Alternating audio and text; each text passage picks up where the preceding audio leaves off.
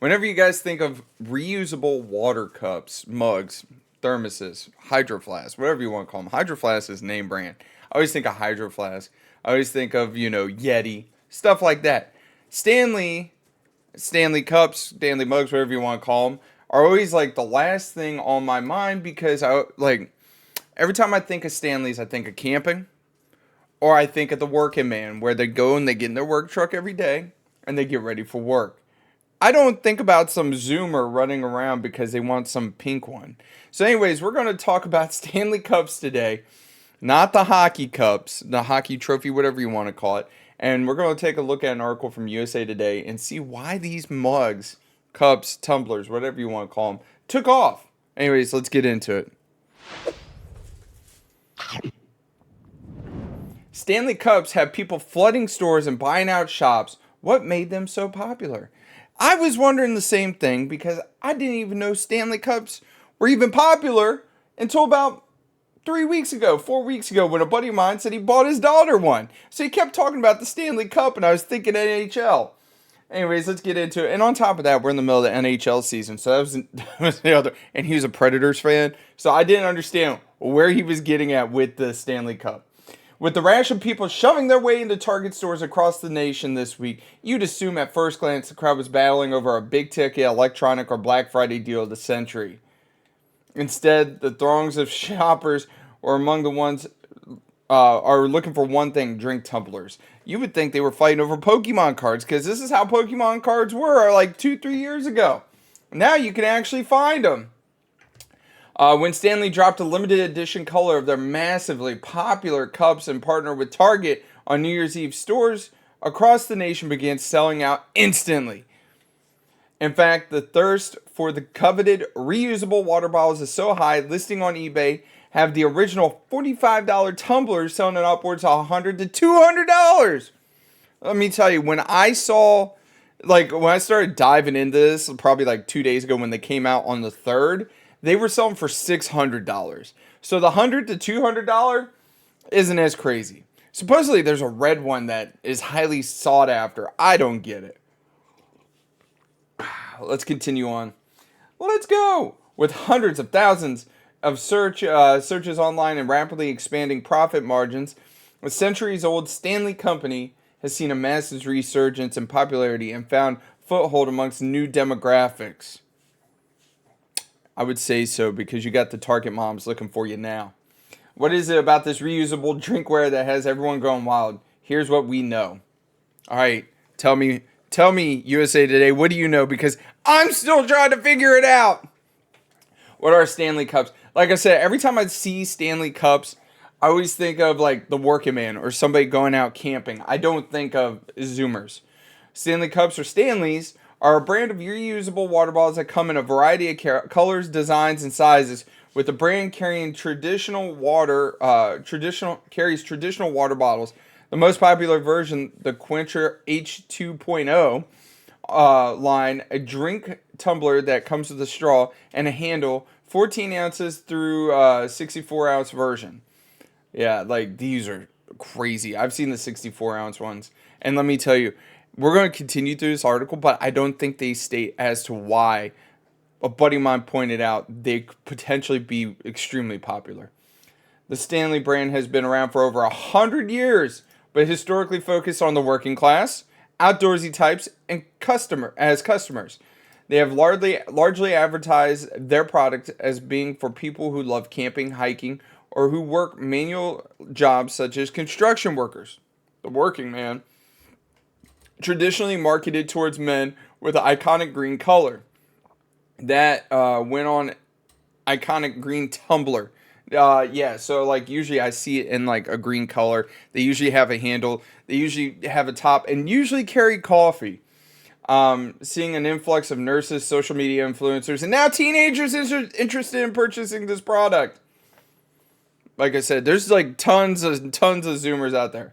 Originally, Stanley products simply reusable water bottles that were a success among blue-collar workers and outdoorsmen. It was only in 2016 that it launched a tumbler known as the Quench line, though they were not very popular upon release.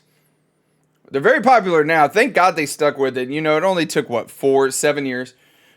Oh, 2016 was 7 years ago. I'm getting old, man. In 2020, Crocs executive Terrence Riley left the shoe company and became the president of Stanley, where he soon leaned into social media influencer marketing to boost sales of the new line, which became the best-selling bottle of the same year. Now, hashtag Stanley Cup has over 6 billion views on TikTok, the platform on which the cup has become the most popular. Through some of the videos are about the National Hockey League trophy. Okay, so I'm not crazy. Just hashtag Stanley boasts its own view count of over 2 billion. Ooh!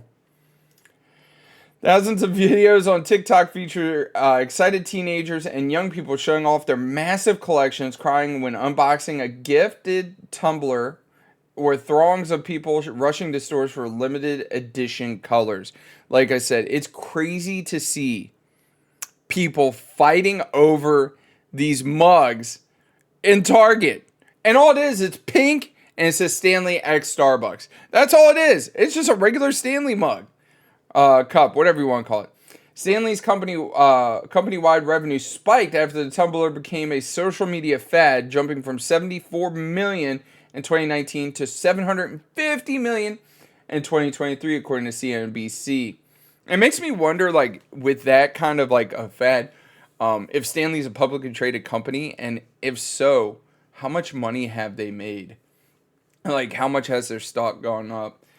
Stanley boost in sales have been largely catalyzed by Gen Z. Goddamn Zoomers, I'll tell you what.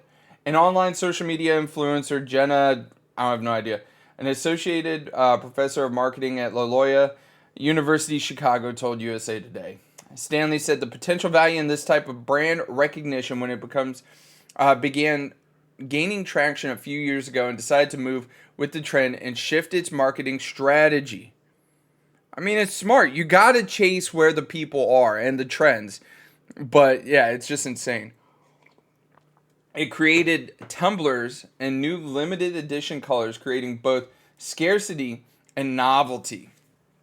So they're leaning into the scarcity, and novelty line.